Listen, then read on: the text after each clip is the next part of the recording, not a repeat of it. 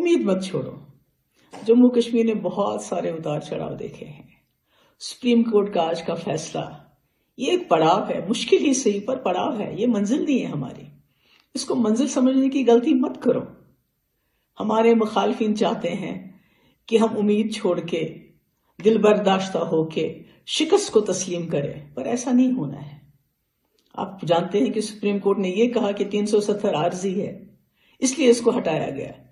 ये हमारी हार नहीं है, बल्कि आइडिया ऑफ इंडिया की हार है, हिंदुस्तान के तस्वुर की हार है।